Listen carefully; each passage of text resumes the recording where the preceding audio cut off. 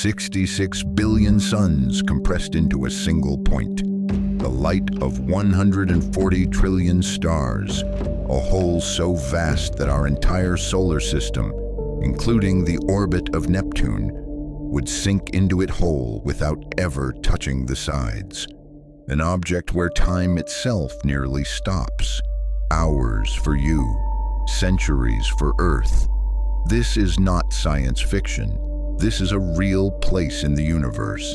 And right now, it is shining at us from 10 billion light years away. We were taught that black holes are small, dark dots hiding in the darkness. But the most terrifying object in existence is blindingly bright. It's visible across half the universe, and it glows because it eats. Every single second, it releases more energy than our sun will produce in millions of years. The dying scream of matter falling down its throat. Its name is Ton-618. And here is what physicists realized when they finished the math. This object should not exist. It breaks a limit that cannot be broken. Watch to the end, because the most horrifying thing here isn't the size. The most horrifying thing is its age. Remember that name. Ton-618 is not just a black hole, it is a king, the king of devourers, and its story begins with a mistake. The 1960s, an observatory in Mexico. Astronomers are compiling a boring catalog of faint blue stars. Object number 618 gets logged as an unremarkable, dim little star. Routine. Nobody looks twice. Only years later does the realization hit. It's not a star. It's a quasar, the blazing heart of a distant galaxy, and its light has been traveling toward us for more than 10 billion years. Think about that. When this light began its journey, Earth did not exist. The sun did not exist. Not even the dust they would form from. The photons hitting our telescopes today launched when the universe was young and flew all that time, just to die on the mirror of a telescope on a planet that wasn't there when they were born. We are not looking at an object, we are looking into the past. But when astronomers calculated what exactly was shining out there, it made their skin crawl. The mass 66 billion suns. At the center of our own galaxy sits a supermassive black hole, 4 million solar masses. We've always called it a monster. Well, Ton-618 is 16,000 times heavier than our monster. If ours is a shark, Ton-618 is the ocean that shark swims in. The size, the event horizon, and the point of no return stretches 240 billion miles across. Voyager, the fastest traveler humanity has ever built, has been flying for half a century, and it has barely left the solar system. To simply cross Ton-618 from edge to edge, it would need centuries. If this black hole took the place of our sun, you wouldn't see a black sphere in the sky. You would already be inside it. All of Earth, all of humanity, behind a horizon that nothing has ever escaped. And you would feel nothing, no jolt, no flash. Crossing an event horizon feels like nothing at all. You would already be dead. You just wouldn't know it yet. But here's the strange part. This giant isn't dark. It is the brightest thing of all. Let's destroy the myth they taught you in school. A black hole is not black. The hole itself, yes, blacker than blackness, but around it rages a firestorm. Gas, dust, shredded stars, all of it spirals into a colossal glowing whirlpool. Before dying, matter accelerates to over 100 million miles per hour and heats up to millions of degrees. That death spiral shines like 140 trillion suns, hundreds of times brighter than our entire Milky Way. With all 400 billion of its stars, one object, brighter than thousands of galaxies. If you stood near it, at the distance we stand from our sun, you wouldn't be blinded. You would be vaporized instantly. The darkest thing we know turned out to be the brightest beacon in the universe. A beacon powered by death, because it only shines while it eats. And it eats horribly. In a single year, the mass of entire stars. Our sun, 1.3 million Earths by volume, is a crumb to this thing, a snack, vanishing into a throat the size of dozens of solar systems. And if a star drifts close but doesn't fall straight in, something happens that scientists call by an almost comical name: Spaghettification. Sounds funny. Looks like a nightmare.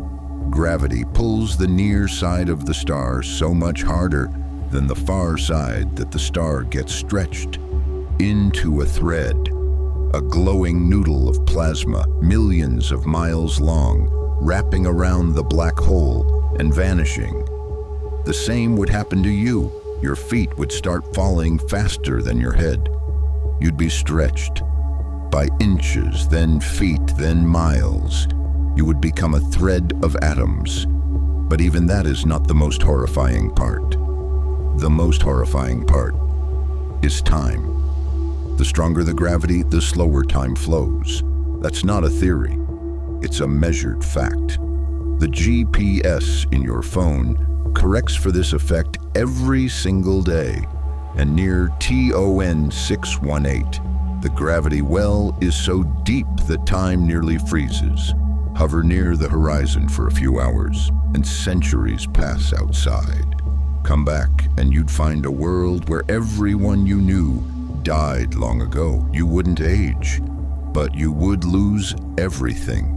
Now flip the picture. An observer watching from far away would see you slowing down, freezing, locked at the horizon forever, dimming, reddening, dissolving.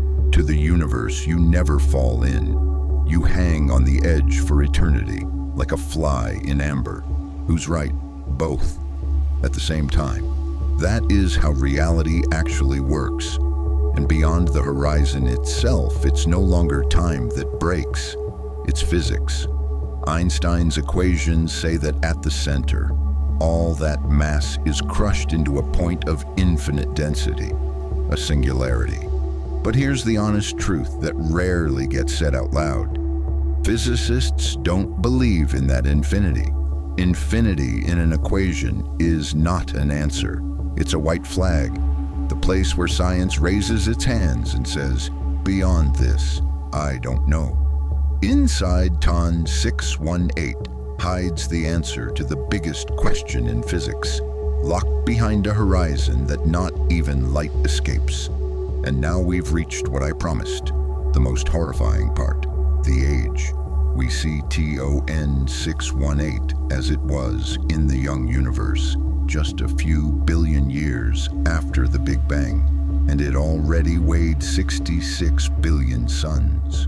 Here's the problem. Black holes have a speed limit on growth. The matter they swallow glows, and that light pushes outward, shoving away the food. The monster physically cannot gulp faster than the limit, and the math is merciless, even feeding at maximum non-stop. Since the birth of the universe itself, it could not have grown this big in time. It exists. We can see it. But according to our equations, its existence should not have had time to happen. Either the first black holes were born as giants, collapsing directly from monstrous clouds of gas, skipping the star phase entirely, or they grew in some way we don't understand, or there is a hole in our picture of the early universe, the size of this hole itself. We don't know. Nobody on Earth knows. Drop your theory in the comments, because here your guess is worth as much as the professor's. And one last thing.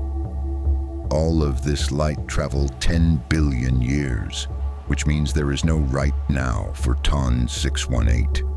It may have gone dark long ago, devoured everything around it, and fallen silent before Earth was even born. If it vanished today, the news would reach our corner of space in 10 billion years. Humanity won't be here. We are looking at a ghost, a king who may be long dead, but whose light still rules the sky. The entire history of humanity, from the first campfires to this video, took less than an instant on this object's clock. All our wars, empires, and discoveries fit inside a single tick of its time. We are dust that learned, for a fraction of a second, to look up.